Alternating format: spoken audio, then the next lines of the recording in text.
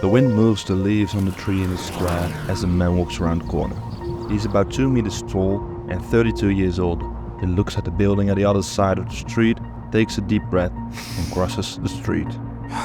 It's a Thursday morning, August 23rd, 1973, around 10 o'clock, and this man, Jan Erik Olsen, walks towards the credit bank in the heart of Stockholm.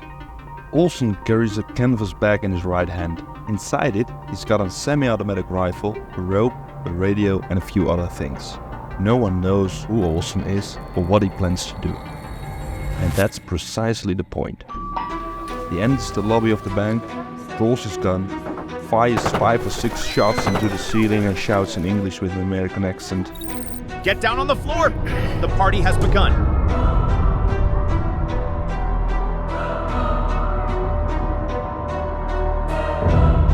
The following days were filled with stress, hunger, gunshots and demands, and weirdly enough, a few human moments that created what we now know as the Stockholm Syndrome.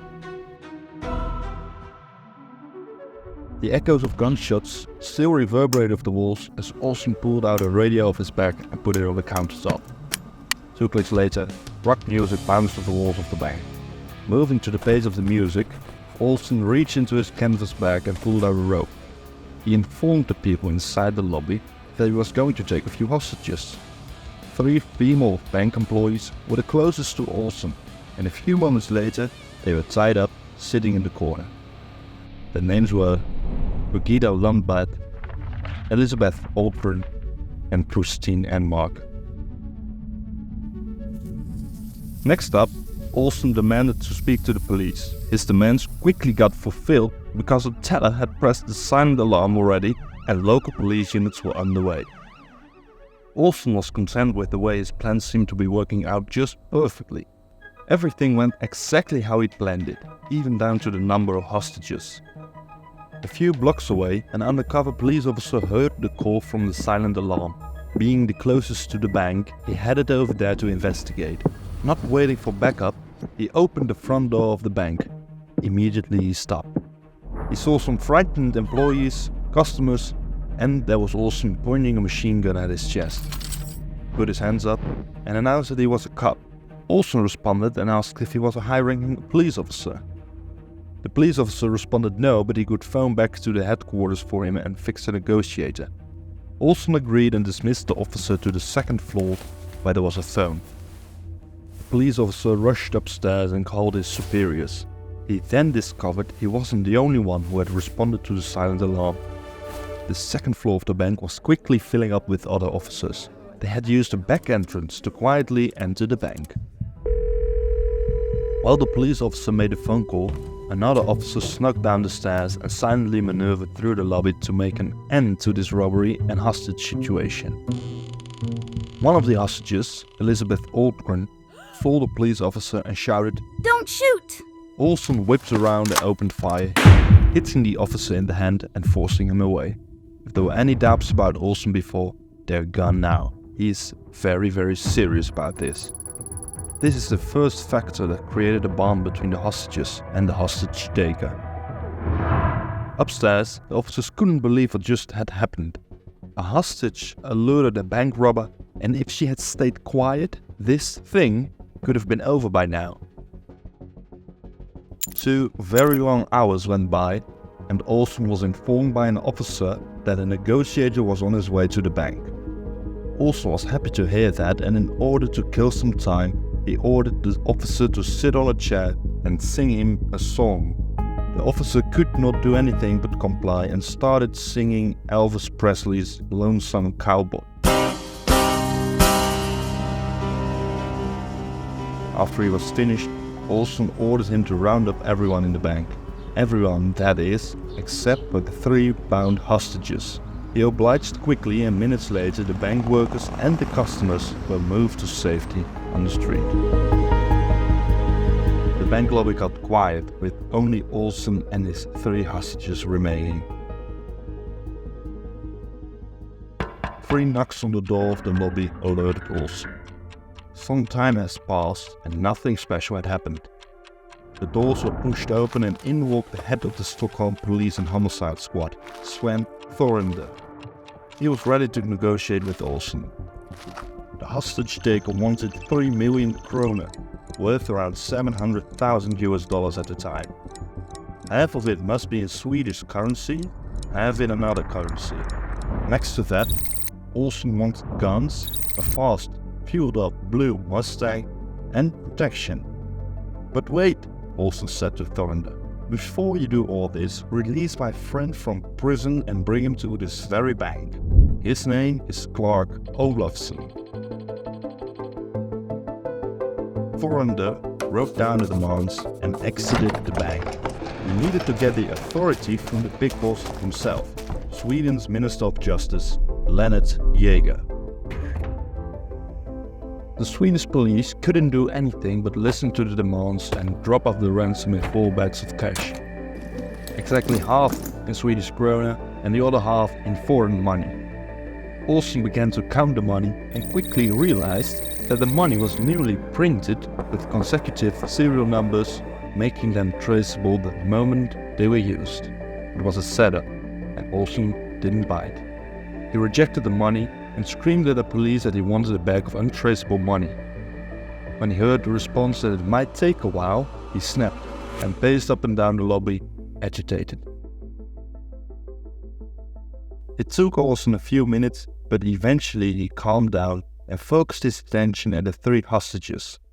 Olsen offered the people the opportunity to call home to let their loved ones know that they were safe. It surprised them to suddenly see this humane and kind side of him, making this unbearable situation a little bit more doable. 4 p.m. that afternoon, Olsen heard footsteps descending from the stairs, and a few moments later, his friend from prison, Clark Olofsson, entered the bank lobby. Olsen calmed down immediately when he saw his friend Clark. Clark quickly made himself comfortable by stealing 19,000 kroner from an ATM, making this the first attempt to steal from the bank. Next up, he walked around the first floor of the bank to make sure everything was going as planned. Olsen, on the other hand, was thinking about the things to come. How could he fit all those people in one Mustang? How were they going to spend the night? They needed a place with a heavy door and 1 entrance. Some reinforced steel and space for them all. Someplace safe. Olsen made the decision to move in the vault of the bank. It was 47 feet deep and 11 feet wide, with a 7.5 foot tall ceiling. It also had a ventilation system. Inside the vault, Elizabeth grew very claustrophobic and panicked. Olsen had to come up with a solution. He'd tie a 30 feet long rope around her neck and push the vault door ever so slightly open. Elizabeth could now walk outside of the vault. She'd later tell the media that she remembered thinking, "He was very kind to allow me outside the vault." As the hours went by, Christine and Birgitta needed to use the restroom. Olsen conceded and allowed them to go one at a time. Near the bathroom, hidden from Olsen's view, there were 2 police officers sitting at the floor. Using signals, they asked the girl how many hostages were in the vault. Birgitta felt like a traitor when she used her fingers to answer. She feared what might happen to the others if Olsen found out what she'd done. Strangely enough, a sense of unity was growing among the group in the vault. As midnight came around, the hostages laid down to get some rest. But not Olsen. He did not want the hostage situation to be dragged into 2 days and demanded to make a call to a high-ranking person who could grant him this free passage. On the other end of the line, Prime Minister Olof Palme listened to the demands of the hostage taker. Olsen wanted Palme to allow him to leave with the hostages. If not, they would never ever leave the bank alive again. The only other option was an exchange. The Prime Minister had to take the place of the hostages, and they would be free.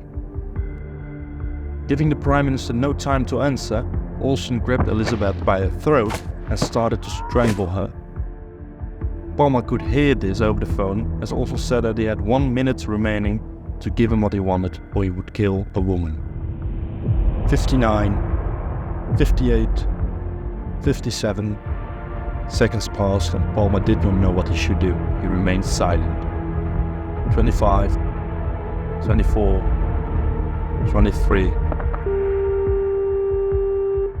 Ballmer stared in disbelief at the phone. He could not comprehend what had just happened. Did this man just kill a hostage? In the vault, Olsen hung up the phone. He was furious. When the last 20 seconds were about to begin, he couldn't help but loosen his grip around Elizabeth's neck.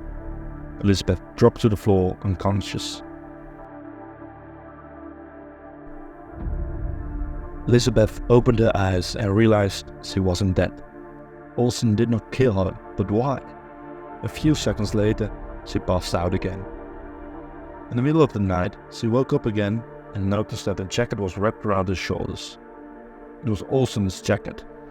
She rolled up under the jacket and thought how grateful she was for having such a kind kidnapper. The hours came and went, and another night inside the vault began. The next morning, around 10 a.m. on a Saturday, another gunshot was heard from inside the bank. This time, it was not Olsen that fired the round, but a police officer. The police hadn't heard from anyone inside the vault that night and started to grow concerned. In order to get a reaction, an officer fired his pistol, but there was no reaction whatsoever coming from the vault. The police thought of two options. The first one was that the hostages and the robbers were dead inside the vault. The other option was that they were still asleep. A brave officer stuck around the stairs carrying a wooden stick.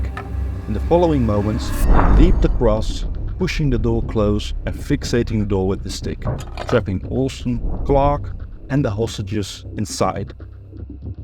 At the other side of the vault door, Olsen jumped up and directly tried to barricade the door on the inside. He realized that the police had the upper hand and the hostage situation was about to end. He turned around and said to everybody inside the room that he'd rather kill them all than be gassed up by the police. This indeed was the next step that the police wanted to make. They would funnel tear gas into the vault to neutralize the situation. In order to prevent casualties, the police decided to weaken them with denying them supplies. No food, no water, and no connection with the outside world, and time will do the rest. That Sunday evening, around 10:45 p.m, the people inside the vault were startled by a loud noise coming from the ceiling. The police were drilling inside the vault to create holes through which they could pump tear gas. Olsen put an explosive into a ceiling vent. The loud bang scared the hostages and the drilling stopped, but not for long. On Tuesday, August 28th, the police released tear gas inside the vault. The people inside the vault vomited and choked after just a few seconds. Olsen surrendered. He pushed the makeshift barricade to the side and pushed the vault door open. There he was greeted by police officers wearing guns and face masks. What happened next puzzled the police for years to come. They watched as all three women kissed and embraced Olsen before walking away. Finally, it was all over. The hostages recovered inside a hospital and were not permanently physically harmed, but they were mentally scarred for the rest of their life.